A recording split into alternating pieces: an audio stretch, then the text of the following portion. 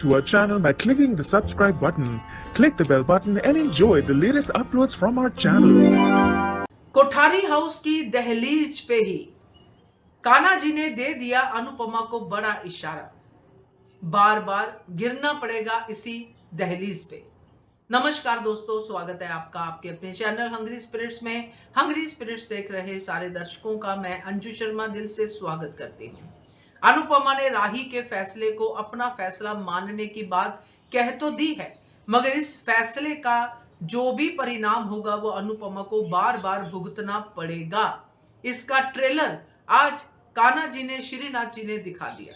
अब ये इशारा है और ये इशारा समझ के भी अनुपमा कुछ नहीं कर पाएगी। बात करते हैं, पहले वही निवेदन, जिन्होंने अभी तक चैनल को सब्सक्राइब नहीं किया है कर लीजिए, साथ में दोस्तों बेल आइकॉन दबाइएगा ताकि आपको हमारे वीडियोस के नोटिफिकेशन मिलते रहे। इसी घर की दहलीज से अनुपमा गई थी ये कह के श्रीनाथ जी को कि कहीं भी मुझे दर्शन देना श्रीनाथ जी, मगर इस घर में नहीं। मगर ये तो अब किस्मत है, भगवान की लीला है कि उसी घर में आ गई है अनुपमा वापस। मगर भगवान इस फैसले के बारे में अनुपमा को सचेत करना चाहते हैं, उसको बताना चाहते हैं कि क्या होने वाला है, जबकि अनुपमा पहले से ही डरी हुई है।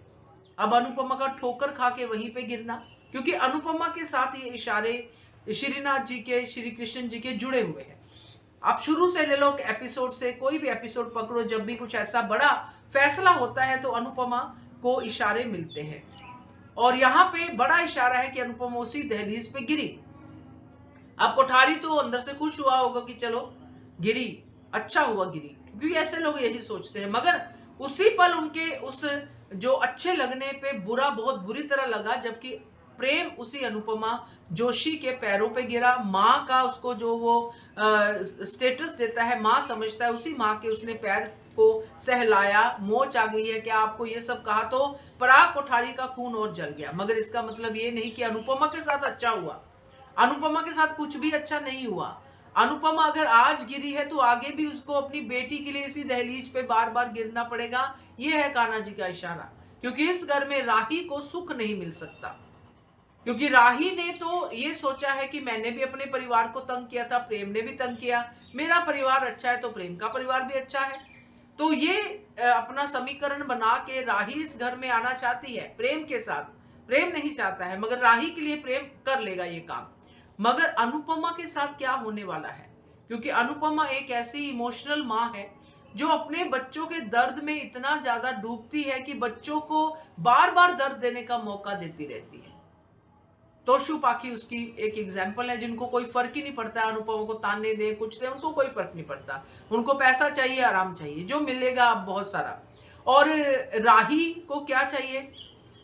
प्रेम, और अपनी फैमिली को भी संभालूंगी, इसको भी संभालूंगी, ये भी करूंगी, थोड़ा बहुत एडजस्ट करना पड़ता है, मम्मी कहते कि शादी निभानी पड़ती है, वो सब कुछ राही करेगी।